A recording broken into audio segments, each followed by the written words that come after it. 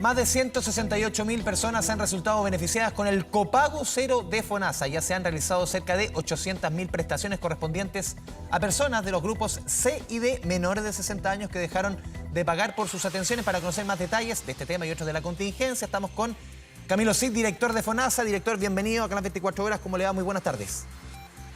Muy buenas tardes, Andrés. Muchas gracias por la invitación. Director, lo primero, a ver, ¿cuál es? Claro, conocimos las cifras, 168.000 personas beneficiadas, 800.000 prestaciones. ¿Está dentro más o menos de lo que ustedes esperaban, de los cálculos, cuando se lanzó esta medida, cuando comenzó a funcionar el 1 de septiembre? Sí, esta medida, ¿cierto?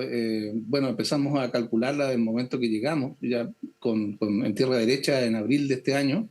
El presidente la anunció en su discurso de junio. Y efectivamente, a partir del 1 de septiembre la pudimos implementar y está dentro de los cálculos que habíamos programado. En un año, más o menos, un ahorro de unos 70.000, 75.000 millones de pesos, con una participación de personas del orden de lo que se ha visto ahora en el primer mes, que es lo que estamos evaluando en este momento. Claro, porque uno ve el universo por lo menos de potenciales beneficiarios son más de 5 millones de personas, las que están afectadas a este segmento C y D. Son 168.000 personas en estos primeros 2 meses. O sea, se espera que a la larga sean muchísimas más personas, ¿no? Claro, en este mes en particular, como hay unos días de feriado, ¿cierto? ¿Ya? Te referido al 18 de septiembre, Baja la atención. claro, hay un poquito menos de personas, pero claro, estamos estimando que superen los 2 millones, digamos, ¿no? De personas en el año, en el círculo completo. Director, estaba viendo que los grupos más beneficiados o quienes más atendieron, un 30% del total, mujeres entre 25 a 39 años. ¿Hay alguna razón para que este grupo en particular sea un tercio, 1 de cada 3 de los beneficiarios hasta el momento? Bueno, en general las mujeres efectivamente a esa edad tienen mayor cantidad de atenciones en cualquier caso, ¿no? No es especial Ya. atributo del copago cero, sino que es por Extensible a su... todo FONASA.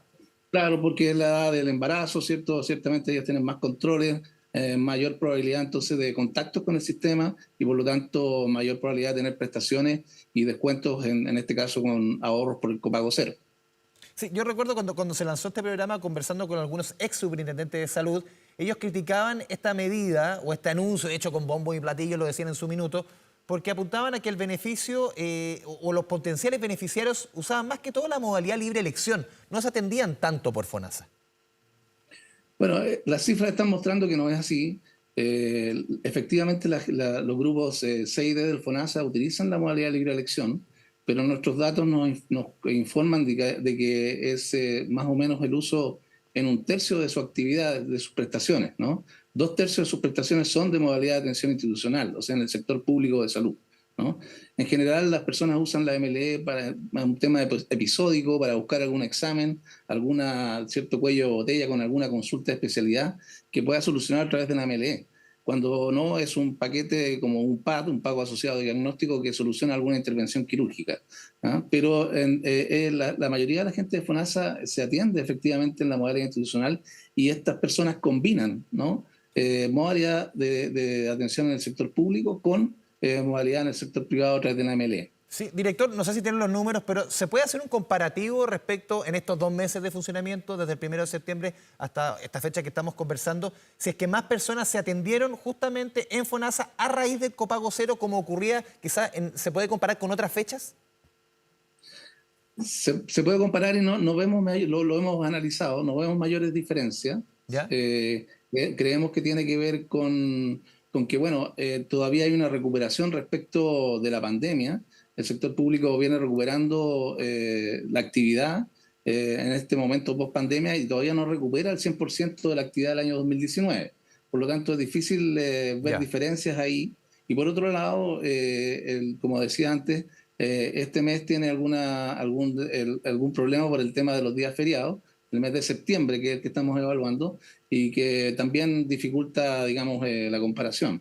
Y la situación económica del país, estamos viendo los números de la economía que ya están malos, van a estar peores lamentablemente, eso va a afectar mucho a muchas, sobre todo a estos grupos que estamos hablando. CID, personas que tienen ingresos entre 400.000 pesos, en el caso del grupo C hasta 584.000, en el grupo D de 584.000 para arriba. Son grupos que van a ser muy golpeados por el momento económico, lamentablemente. Así ha pasado en todas las crisis económicas. ¿Eso puede llevar a que se privilegie justamente el copago cero en vez de otras modalidades? Es probable, es probable. Nosotros creemos que, bueno, que estos 5.600 millones de pesos que se están ahorrando, que si uno hace un cálculo por persona, son más o menos 33.000 pesos, pero que efectivamente en algunos casos puede llegar a ser 3 millones de pesos, 1 millón de pesos. Hoy día veíamos un caso en el hospital en que hicimos este lanzamiento, de este monitoreo de la evaluación del programa, un caso de un costo cercano a los 10 millones de pesos que hubiese tenido que pagar una persona si es que no hubiese habido copago cero, ¿no? Entonces es evidente que es más conveniente.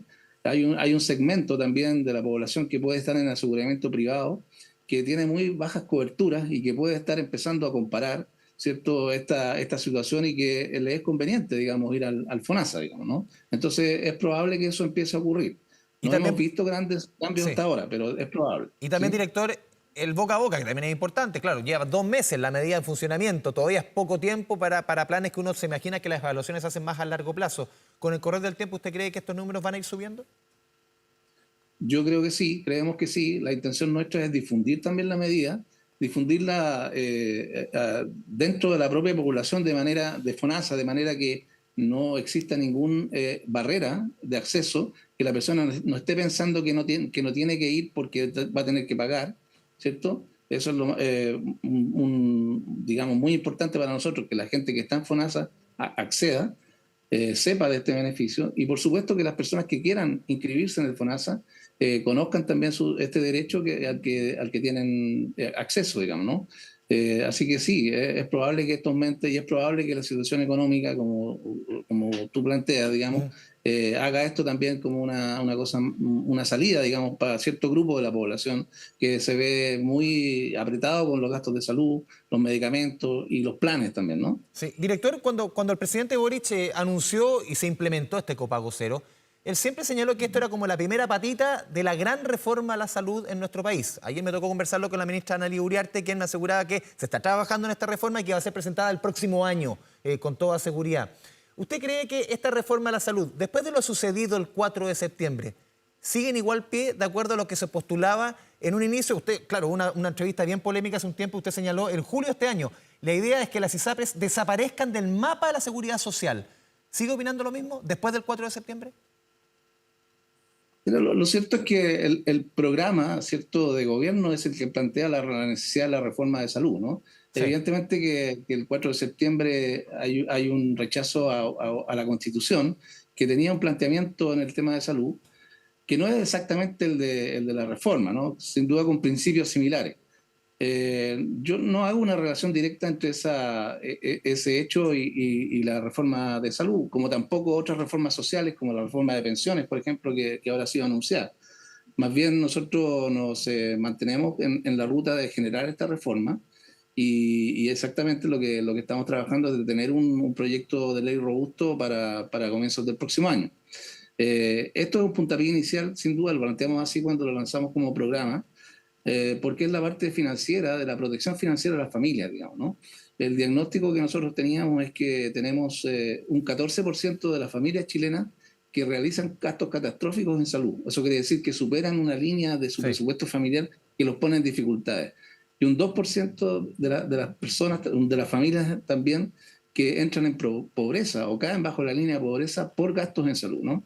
Ese era un diagnóstico fundamental del proyecto de reforma. Un primer paso era entonces otorgar copago cero en la red pública de salud y avanzar hacia un sistema de mancomunación de recursos, hacia un Fondo Universal de Salud que pueda, digamos, otorgar cobertura financiera y centralizar los recursos.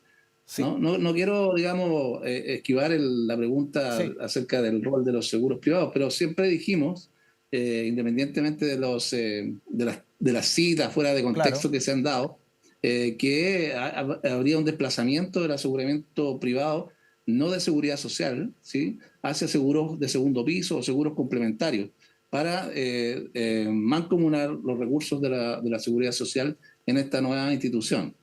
Y se lo pregunto después del 4 de septiembre, obviamente, porque también en su minuto lo conversamos en este mismo espacio con el súper de salud, Víctor Torres, quien señalaba que lo que se iba a votar el 4 de septiembre, lo que mencionaba en materia de salud, era el marco de la reforma. Era quizás de las reformas, dentro de las reformas del gobierno, esta quizás era de las que, en la que el proyecto que propuso la convención era bien importante respecto al avance de la reforma de salud, era el marco. ¿Usted cree que pierde fuerza después del 4 de septiembre, justamente tal como está postulada la reforma de salud o tal como lo hemos ido conociendo algunos elementos? ¿Pierde fuerza? Porque van a ser sí o sí votos en el Parlamento y los votos hoy día no están. Lo que pasa es que nosotros en el primer periodo, hasta digamos septiembre, justamente habíamos estado preparando muchos de los elementos de la reforma. Muchos de ellos no han sido develados en totalidad. Por ejemplo, algunas discusiones que se daban respecto de la libre elección o del sistema privado. Y es claro ahora que nosotros en nuestro diseño siempre estuvo en mente en contar con todos los recursos disponibles, ¿no? Pero el diseño sigue siendo igual respecto a antes del plebiscito del 4, ¿la reforma va a seguir en el mismo tono? O sea, la reforma es una reforma que pretende solucionar los problemas de salud de las personas en Chile y que pensamos que la mancomunación de los recursos, que es lo que entiendo me estás preguntando, claro, es un paso necesario para poder dar protección financiera y generar mayor eficiencia y solidaridad en el sistema, ¿no? Ahora, los detalles de aquello, digamos, nunca los dimos a conocer antes. Entonces, hubo opiniones o hubo noticias falsas incluso respecto de lo que estábamos pensando. Y entonces, si tú me dices, bueno, es la misma reforma o más o menos, sí, son más o menos los mismos parámetros, pero que ahora estamos terminando para empezar a darlos a conocer y ya están en condiciones de presentarla en el próximo año, digamos, ¿no? O sea, en el fondo, lo que yo le preguntaba si es que marca algún cambio en esos mismos parámetros lo que sucedió en el plebiscito. Porque mucho se ha hablado de que las reformas tal cual, no solamente en materia de salud, en materias de pensión, en materia tributaria, en otros temas, lo que sucedió en el plebiscito marca un poco la discusión porque en el Parlamento, lamentablemente para el gobierno, los votos no están en todas las reformas que yo le planteo. Sí, pero en salud se da algo en particular, porque lo que está planteado como reforma es una discusión muy antigua en el sector, ¿no? O sea, yo citaría desde el año 2010, cuando el Tribunal Constitucional eliminó algunas partes de la ley de ISAPRE que generó un vacío legislativo, se empezó a dar una primera comisión de reflexión en el gobierno de Piñera 1, digamos así. Después el gobierno de Bachelet se formó una comisión en 2014 que me tocó a mí presidir en ese caso. Después hubo reflexiones académicas, políticas, que más o menos fueron delineando este camino de reforma. Por lo tanto, creo que es un poco diferente, ¿no? Este camino de reforma es casi un consenso en el sector salud entre los académicos. Por ejemplo, hay un informe de la Universidad de Chile y del Colegio Médico que ratifica más o menos esta visión de poder mancomunar los recursos para permitir, como digo, mayor eficiencia y mayor solidaridad en el sistema. Camilo Cid, director de FONASA, le agradecemos este espacio, esta conversación con Canal 24 Horas. Muchas gracias, buenas tardes. Buenas tardes, gracias a ti. Chao, chao.